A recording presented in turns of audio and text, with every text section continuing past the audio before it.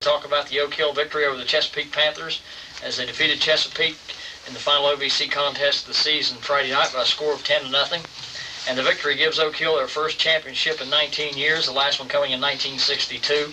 And as it was then, it is now a co-championship, possibly a tri-championship, a couple of games left to go. But Oak Hill, South Point, and Cold Grove coach all with one loss each. But still a big game for us and our first title in 19 years, whether it be a co-championship or one by yourself, it's still a title. Oh yeah, we'll take it, however we got it.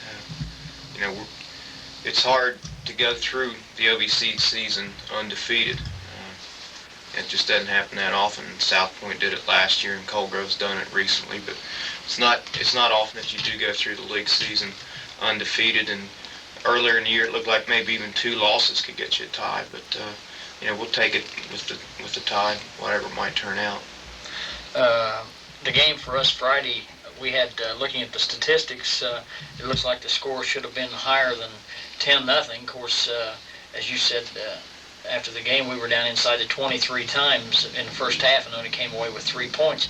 Our offense was working well on the ground. The passing game, we didn't need it that much Friday night, but still Chesapeake played us a good game, but our defense really is what kept us in the football game, the fact that it picked up their third shutout of the 1981 season. The defense has performed well the entire season. Offensively, we moved the ball.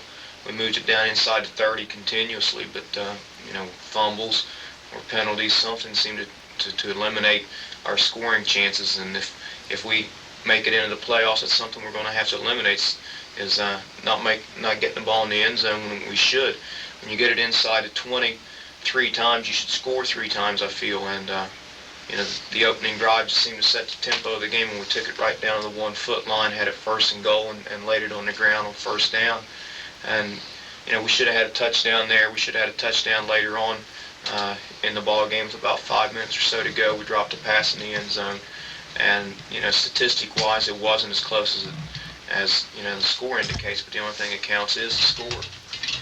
The offensive line did a good job of controlling the line of scrimmage. They were opening up some pretty good sized holes. They did a super job. The offensive line's been improving all season long. We were worried at the beginning of the year in the fact that we had one side of the line which was all sophomores, and they've come through, done a super job for us.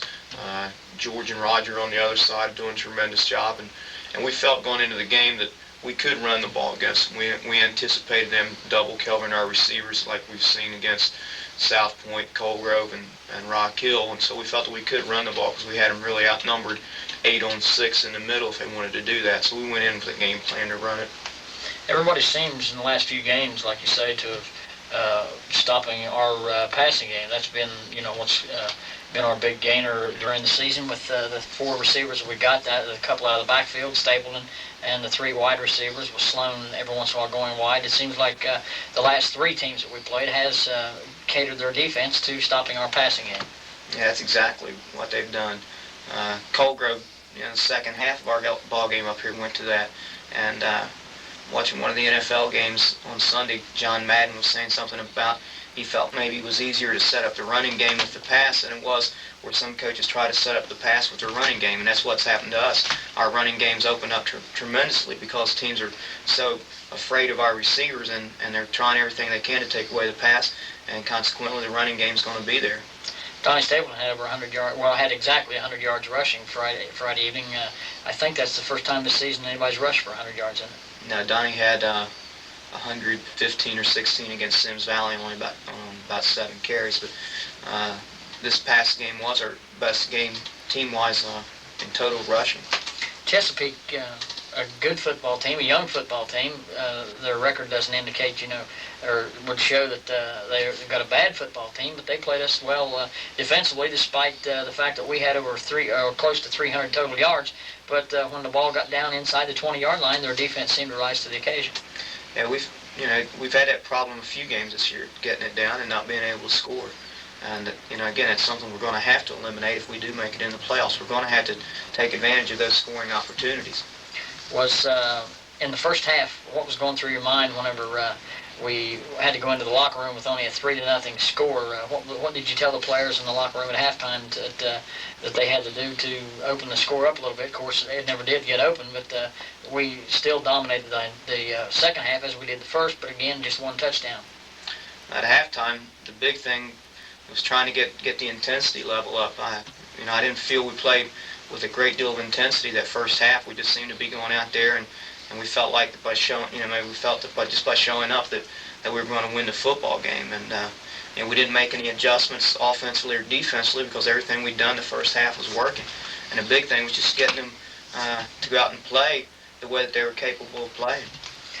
Late in the football game, when Chesapeake was down 10-0 with over 3 minutes to go, and was there any surprise at all, like at the end of the game when they had the football and ran the ball 3 times and then ended up punting?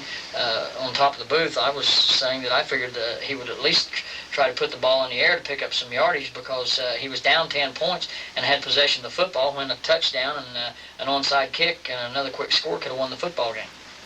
It wasn't really surprising because if you look where they had the ball, they had it inside their 15-yard line, and they're not a pass-oriented team.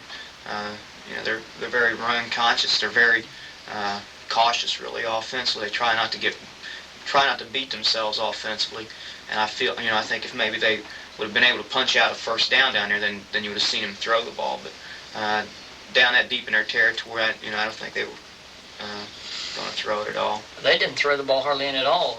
It was a little bit of a surprise to me because of the way our defense was stopping their running game. They only had, of course, we dropped their quarterback for a few losses, but they only had, I think it was 26 total yards rushing. And for a team that only had that much yards rushing, I would look for them maybe to pass a little bit more to try to open up the running game. That never did happen. I think they only completed 2 passes. I don't know if the reason for that was the fact that their quarterback, Bronte, got hurt there in the first half, and they put Harris back there, although Harris, was their starting quarterback last year and was a real good thrower. But I was a little surprised. I expected them to mix up the run and pass a little more than they did. And, I don't know, mate, talking to Coach Vesley Saturday night down at the St. Joe East game, he said that he knew that he himself was a lot more cautious offensively, and he thought maybe that the other teams around the league were, that they were trying to run the ball more than maybe they normally would, trying to hang on to it and not let our offense get a hold of the ball. Because, from talking to him, everybody around the league was extremely, were all season, extremely worried about our explosiveness offensively. And that may have been one of the reasons he went in and ran the ball so much, was try to hang on to it and to keep it away from the offense. They were having hardly any success up the middle. Most of their yardage was made off tackle. Around the sweeps, we closed them off. In the inside game, Roger Terry and Eric Williams played a tremendous football game inside. There's not, what can you say? We said it every week that, just it's a tremendous team effort defensively. You can't point out one individual really each week who has an outstanding football game. Most tackles are very few solo tackles. Most tackling is gang tackling, and it's just everybody gets after the offense when we're on defense. And we got the ball when we recovered the fumble there late in the game. Todd Smiddle's over on the sideline. We've got it to the 28-yard line. He's saying, "Punt it, let's play defense." Our kids just enjoy playing defense, and I don't know what it is. We just they go out every week and they're ready to play defensively. They love it. If you look at the statistics for the first 9 football games, the opposition with some of the games that we've been playing, or some of the teams we've been playing, South Point, Colgrove, guys that's got a strong running attack, they're only averaging, I would say, close to just 3 yards a game.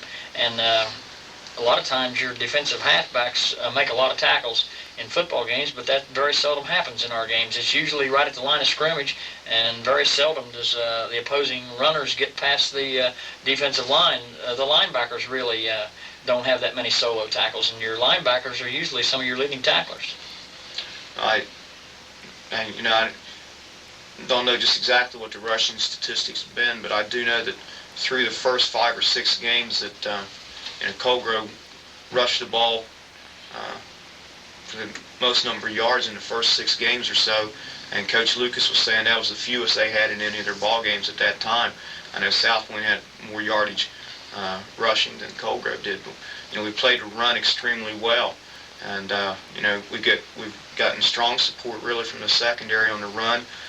They played tremendous pass defense. They intercepted 18 passes, and no more passes than they see. That's a tremendous number. And linebackers stepping up in there making the plays, and the defensive linemen, all 4 of them are returning starters, and they've just done a tremendous job also. Around the rest of the league, Friday night there wasn't much of surprises. South Point winning over Portsmouth, a non-league contest. Fairland beating Sims Valley, but a close contest down at Rock Hill with Rock Hill losing by a score of 14-13 to the Coldgrove Hornets, which kept them in a tie for the league title. Have you heard anything on that game talking to Coach Besley?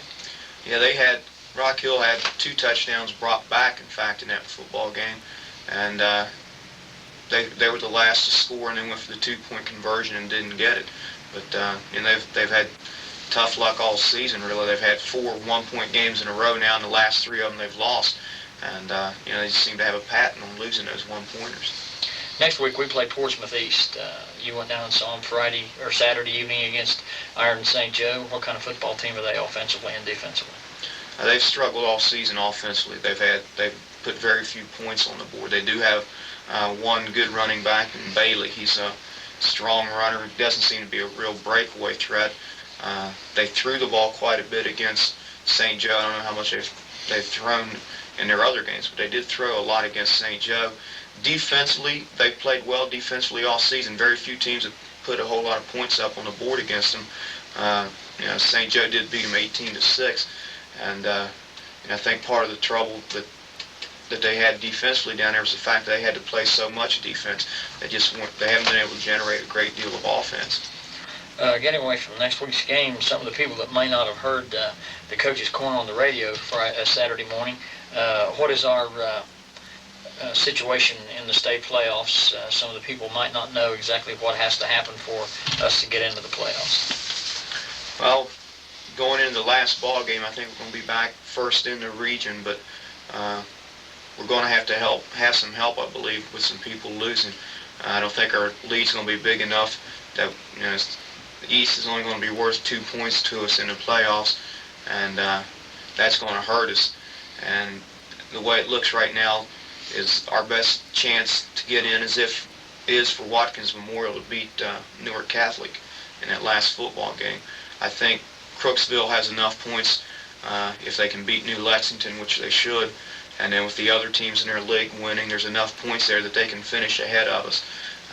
But it looks like our chance is for Newark Catholic to beat Watkins Memorial, really.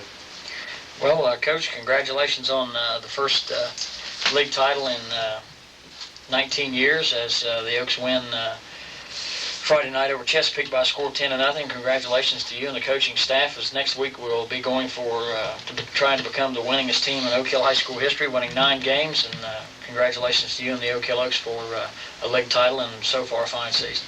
Thank you. That's about it for this week's edition of the Coach Lynn Clark Show.